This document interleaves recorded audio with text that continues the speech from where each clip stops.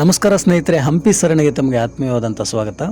ಪ್ರಸನ್ನ ವಿರೂಪಾಕ್ಷ ದೇವಾಲಯವನ್ನು ನೋಡಿಕೊಂಡಾದ ಮೇಲೆ ನಾವು ಬಂದದ್ದು ಈ ರಾಜಪ್ರಾಂಗಣವನ್ನು ನೋಡಲಿಕ್ಕೆ. ರಾಜಪ್ರಾಂಗಣವು ಅವತ್ತಿನ ಕಾಲಘಟ್ಟದಲ್ಲಿ ಮಹಾರಾಜರ ಅರಮನೆ ಹಾಗೂ ಆಡಳಿತದಲ್ಲಿ ಇರತಕ್ಕಂಥ ಉನ್ನತಾಧಿಕಾರಿಗಳ ಮನೆಗಳನ್ನು ಒಳಗೊಂಡಂತಹ ಒಂದು ವಿಶಾಲವಾದಂತಹ ವಸತಿ ಸಂಕೀರ್ಣವಾಗಿದೆ.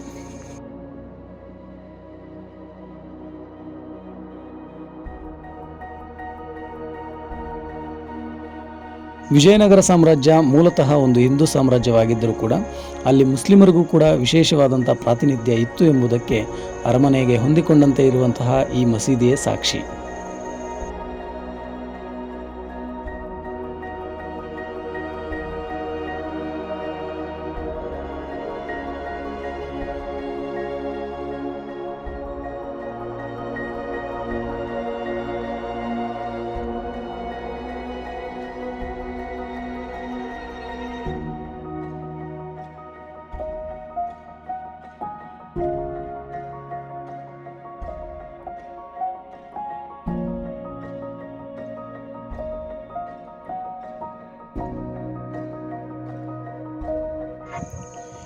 ಇಲ್ಲಿ ನೋಡ್ತಾ ಇರ್ತಕ್ಕಂಥದ್ದು ವಾದ್ಯಗೋಷ್ಠಿ ಮಂದಿರ.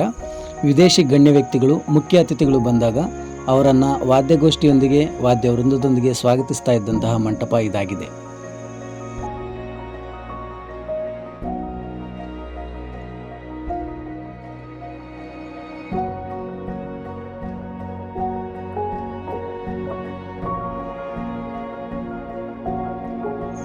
ಈ ಎರಡು ಸ್ಮಾರಕಗಳನ್ನು ನೋಡಿಕೊಂಡ ನಂತರ ಬಿದ್ದು ಹೋದಂಥ ಕೋಟೆಯ ಭಾಗದಿಂದ ಒಳಕ್ಕೆ ಹೋದರೆ ನಮ್ಮ ಕಣ್ಣು ಮುಂದೆ ಕಾಣ್ತಕ್ಕಂಥ ವಿಶಾಲವಾದಂಥ ಜಾಗವೇ ಅರಮನೆಯ ಪ್ರಾಂಗಣ. ನಾವಿಲ್ಲಿ ನೋಡ್ತಾ ಇರ್ತಕ್ಕಂಥ ಈ ಖಾಲಿ ತಳಪ ಇವು ಅವತ್ತಿನ ಕಾಲಘಟ್ಟದಲ್ಲಿ ರಾಜಪ್ರಮುಖರ ಮನೆಗಳು ಹೇಗಿದ್ದವು ಎಂಬುದರ ಒಂದು ಅಂದಾಜನ್ನು ನಮಗೆ ಕಟ್ಟಿಕೊಡುತ್ತವೆ. ಬಹುಮನಿಗಳ ದಾಳಿಯ ಸಂದರ್ಭದಲ್ಲಿ ಇಲ್ಲಿನ ಎಲ್ಲ ಕಟ್ಟಡಗಳಿಗೂ ಕೂಡ ಬೆಂಕಿಯನ್ನು ಹಚ್ಚಲಾಗುತ್ತದೆ. ಅದರಲ್ಲಿ ಹಾನಿಗೊಂಡಂತಹ ಕುರುಹುಗಳನ್ನು ನಾವು ಇವತ್ತಿಗೂ ಕೂಡ ಕಟ್ಟಡದ ಈ ಭಾಗದಲ್ಲಿ ಕಾಣಬಹುದಾಗಿದೆ.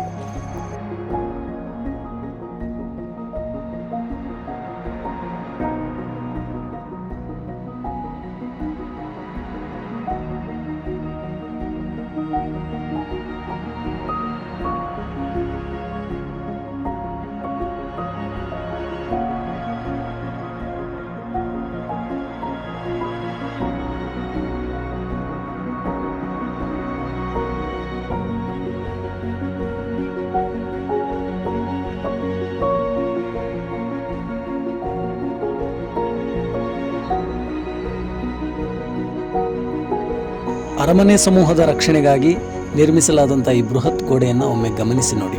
ಯಾವುದೇ ರೀತಿಯಾದಂಥ ಗಾರೆ ಬಳಸದೆ ಆ ಕಲ್ಲುಗಳನ್ನು ಒಂದಕ್ಕೊಂದು ಬೆಸೆದಂಥ ರೀತಿ ನಿಜಕ್ಕೂ ವಿಸ್ಮಯವೇ ಸರಿ.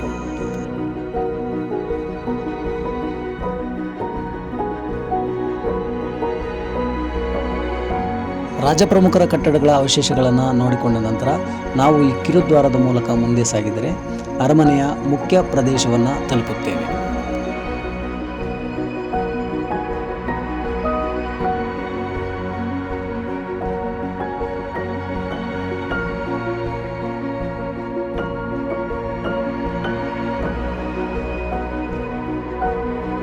ಅರಮನೆಯ ಆನೆಗಳ ಕುಡಿಯುವ ನೀರಿನ ಅವಶ್ಯಕತೆಗಳಿಗಾಗಿ ನಿರ್ಮಿಸಿದಂತಹ ಪುಟ್ಟದಾದಂತಹ ಕೊಳ ಇದಾಗಿದೆ.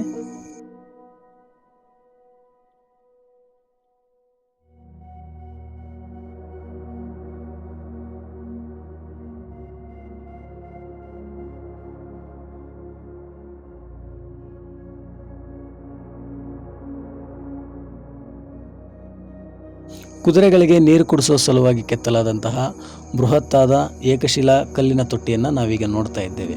ಇದು ಅವತ್ತಿನ ಕಾಲದಲ್ಲಿ ಇದ್ದಿರಬಹುದಾದಂಥ ತಂತ್ರಜ್ಞಾನ ಹಾಗೂ ಶಿಲ್ಪಿಗಳ ಕೌಶಲ್ಯಕ್ಕೆ ಸಾಕ್ಷಿಯಾಗಿ ನಿಲ್ಲುತ್ತದೆ.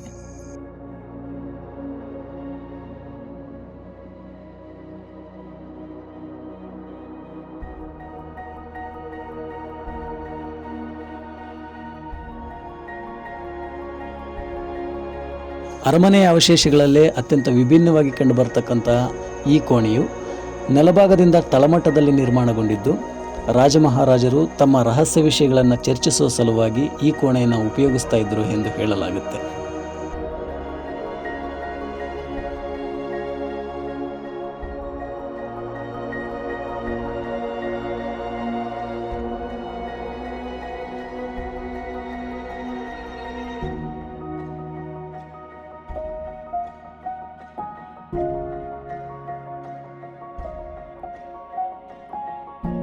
ಹಂಪಿಯಲ್ಲಿ ಕಂಡುಬರುವ ಬಹುತೇಕ ಸ್ಮಾರಕಗಳು ಸ್ಥಳೀಯವಾಗಿ ಲಭ್ಯವಿರತಕ್ಕಂತಹ ಗ್ರಾನೈಟ್ ಕಲ್ಲನ್ನು ಬಳಸಿ ನಿರ್ಮಿಸಲಾಗಿದ್ದು, ಈ ಕೋಣೆಯ ನಿರ್ಮಾಣಕ್ಕಾಗಿ ಕಪ್ಪು ಕಲ್ಲನ್ನು ಬಳಸಲಾಗಿರತಕ್ಕಂಥದ್ದನ್ನು ನಾವಿಲ್ಲಿ ಕಾಣಬಹುದಾಗಿದೆ. ಯಾಕೆ ಈ ರೀತಿ ಮಾಡಿದರು ಎಂಬುದರ ಪ್ರಶ್ನೆಗೆ ಉತ್ತರ ಇವತ್ತಿಗೂ ಕೂಡ ನಿಗೂಢ.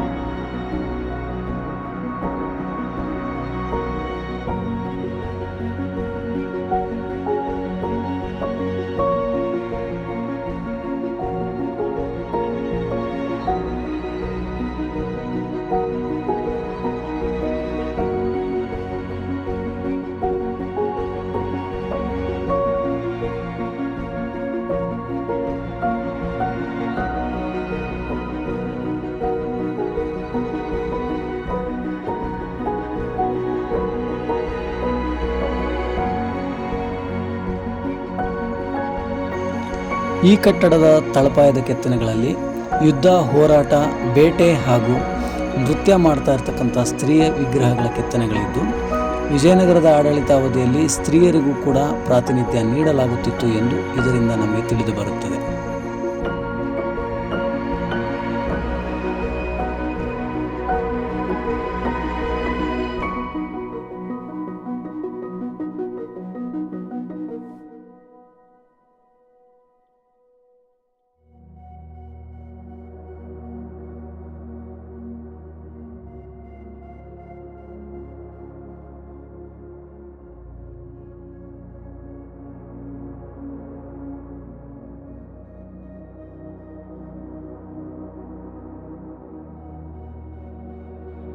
ಪ್ರತಿಯೊಂದು ನಾಗರಿಕತೆಯ ಅಸ್ತಿತ್ವದ ಮೂಲ ನೀರೇ ಆಗಿದ್ದು, ರಾಜಧಾನಿ ಹಂಪಿಯ ನೀರಿನ ಅವಶ್ಯಕತೆಗಳಿಗಾಗಿ ವಿಜಯನಗರದ ಅರಸರು ಕಲ್ಲಿನ ನಾಲೆಗಳನ್ನು ನಿರ್ಮಿಸಿ ತುಂಗಭದ್ರಾ ನದಿಯ ನೀರನ್ನು ರಾಜಧಾನಿಯ ವಿವಿಧ ಪ್ರದೇಶಗಳಿಗೆ ಹರಿಸುವ ಯೋಜನೆಯನ್ನು ರೂಪಿಸಿದ್ದರು.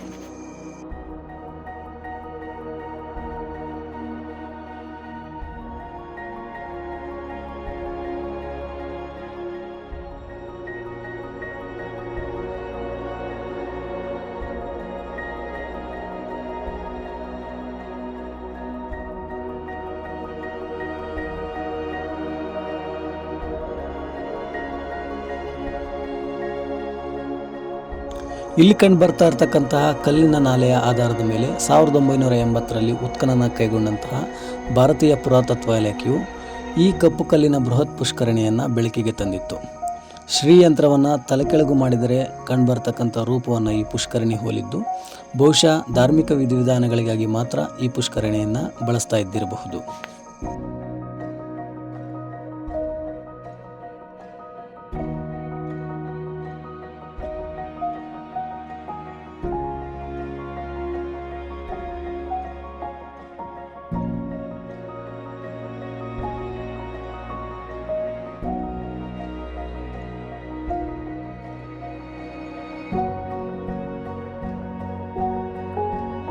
ಕಪ್ಪು ಕಲ್ಲಿನ ಪುಷ್ಕರಣಿಯನ್ನು ನೋಡಿಕೊಂಡು ಹಾಗೆ ಮುಂದೆ ಬಂದರೆ ನಮಗೆ ಈ ಬೃಹತ್ತಾದಂಥ ಈಜುಕೊಳ ಕಂಡುಬರುತ್ತದೆ.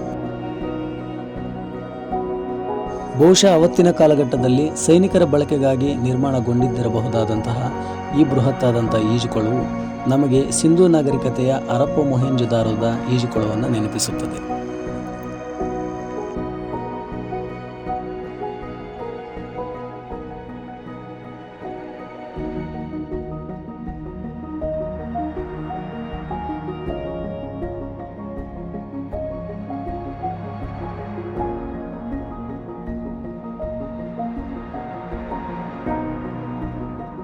ಇದಾಗಿತ್ತು ಸ್ನೇಹಿತರೆ ಇವತ್ತಿನ ವಿಶೇಷ. ನನ್ನ ಈ ಪುಟ್ಟ ಪ್ರಯತ್ನ ನಿಮಗೆ ಇಷ್ಟವಾಗಿದೆ ಅಂತ ಭಾವಿಸಿದ್ದೀನಿ. ಮುಂದೆ ಮತ್ತೊಂದು ವಿಶೇಷದೊಂದಿಗೆ ಮತ್ತೆ ಭೇಟಿಯಾಗ್ತೀನಿ. ಅಲ್ಲಿವರೆಗೂ ನಮಸ್ಕಾರ, ಶುಭ ದಿನ.